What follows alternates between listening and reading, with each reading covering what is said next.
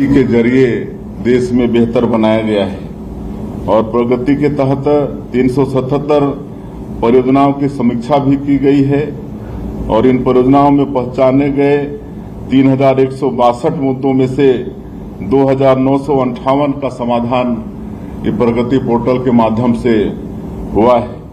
Railway की बात करें तो 427 प्रोजेक्ट में 1,568 मुद्दे सामने आए थे। इनमें भूमि अधिग्रहण, वन, बिजली, कानून व्यवस्था तथा निर्माण कार्य की मंजूरी से जुड़े विषय शामिल थे, जिनमें 1437 मुद्दे प्लेटफॉर्म के जरिए हल किए गए। तो ये सब फायदा प्रगति पोर्टल के माध्यम से हो रहा है और इस पोर्टल से अकेले रेल मंत्रालय में पिछले दशक में पूंजीगत व्यय में 370% की वृद्धि दर्ज हुई है। सड़कों के निर्माण कार्य में 3 गुना तेजी आ गई है इस पोर्टल के माध्यम से।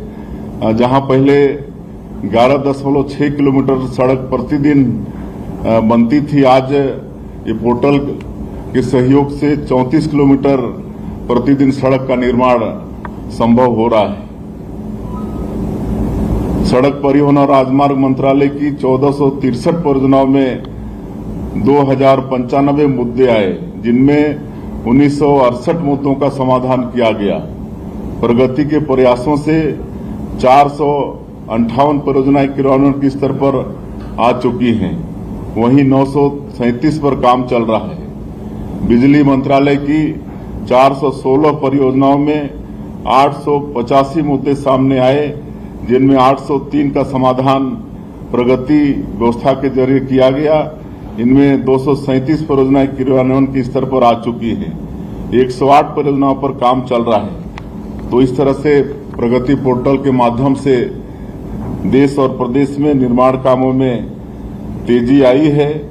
छत्तीसगढ़ में वर्तमान में 99 राष्ट्रीय अवसंरचना परियोजनाएं संचालित हैं, जिनमें कुल 6.11 लाख करोड़ रुपए का निवेश किया जा रहा है। इन परियोजनाओं में बिजली, सड़क, रेलवे, इस्पात और कोयला जैसे प्रमुख क्षेत्र शामिल हैं, जो राज्य के औद्योगिक और आर्थिक विकास को नई गति दे रहे हैं। इनमें अब तक 50 परियोजनाएं सफलतापूर्वक पूरी होकर संचालित हो रही हैं, जिनमें 2.21 लाख करोड़ रुपए का निवेश शामिल है। शेष 49 परियोजनाएं कार्यान्वयन के विभिन्न चरणों में है, जिनमें 3.90 लाख करोड़ रुपए का निवेश किया जा रहा है।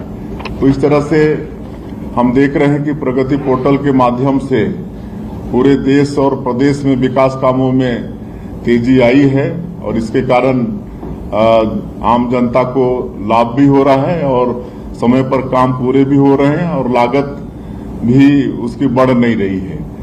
और